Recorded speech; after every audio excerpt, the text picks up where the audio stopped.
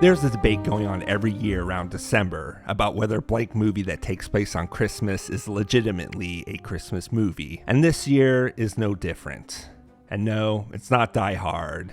It's not Batman Returns. It's Eyes Wide Shut. Eyes Wide Shut is a Christmas movie.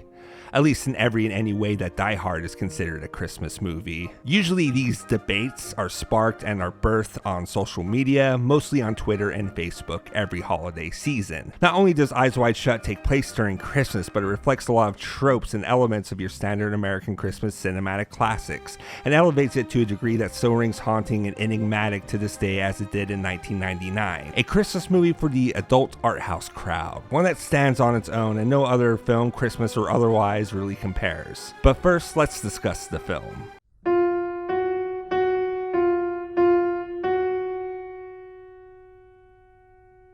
Eyes Wide Shut is mysterious, haunting, surreal, sad, tragic, and beautiful. It's like entering this dream world of New York on Christmas and you pinch yourself because you cannot tell the difference between the dream and reality of the film. It is dripping and coated in ambiguity. It was Stanley Kubrick's final grand opus about love, fate, marriage, lust, and flirting with danger. It asks the question not what your life could have been by diving into this underbelly of sex, drugs, and power, but should it be this way? How far can you go until you can no longer go home again? Some of my favorite films are the ones that put you through a trance of uncertainty.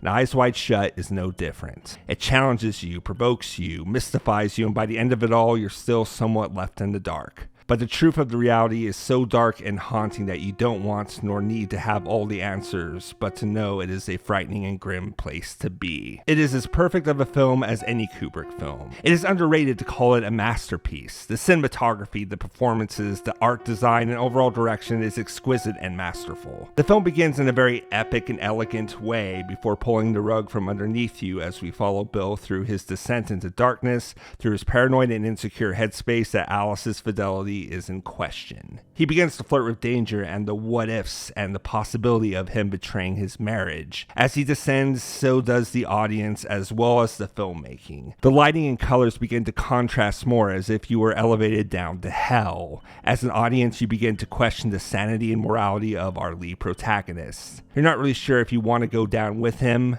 but down you go.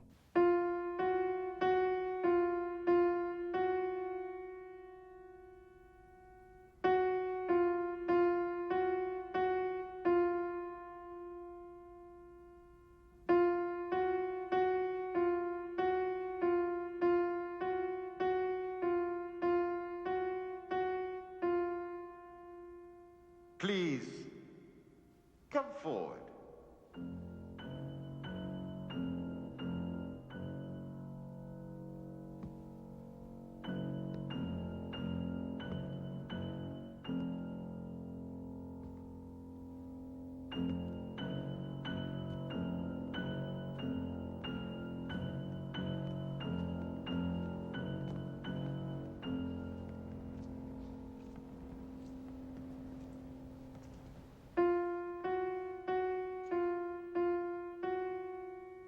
May I have the password, please?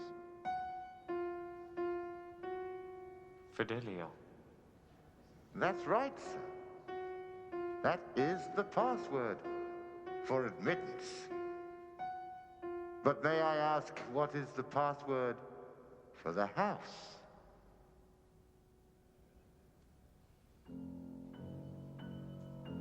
The password for the house. Yes?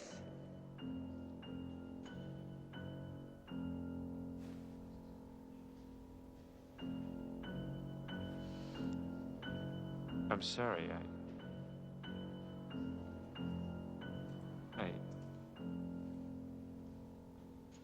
I seem to have forgotten it. That's unfortunate. Because here, it doesn't matter whether you have forgotten it, or if you never knew it. You will kindly remove your mask.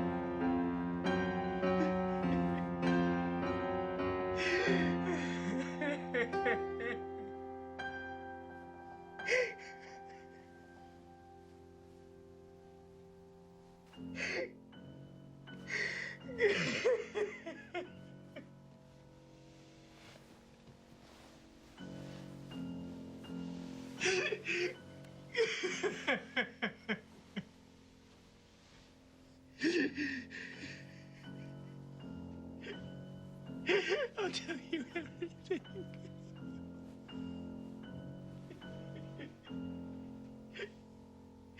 I'll tell you everything. Now I'm going to compare some of the elements of Eyes Wide Shut to those of It's a Wonderful Life, the Frank Capra 1946 film. Both characters are in a crisis. They are questioning their futures. George Bailey contemplates suicide while Bill Harford is contemplating infidelity, the temptation of never existing and the temptation of stepping out on a marriage. Both go through their own kind of odyssey of self-discovery to the tipping point where they were from the beginning. Both new insight and changed perspective that they were right where they always belonged, with their families. We see Bill flirting with the edges of infidelity, taking it farther in more extreme measures, but never fully commits to going all the way. Just as we see George Bailey flirting on the edge of his own demise and getting an insight into his life if he hadn't touched the lives of so many people around him. Sure, both are set in their own extremes of what ifs, but the conclusion is the same, that their lives are better off with their loved ones, and that is where they needed to be all along. I know, maybe a bit of a cheesy and cliche way to look at both films, but there are cliches for a reason, and both films beautifully and elegantly convey the need for family so well, and with that taken away, all that exists is a shell of a human being, and it is explored with such pristine distinction and deeper meaning. Now, whether you agree or disagree, there are a lot of layers to Eyes Wide Shut that make it a Christmas movie. Even to the extreme intense degrees the film undertakes, it is a cinematic marvel, one that should be celebrated at least once every Christmas. There is something very important that we need to do as soon as possible. What's that? Fuck.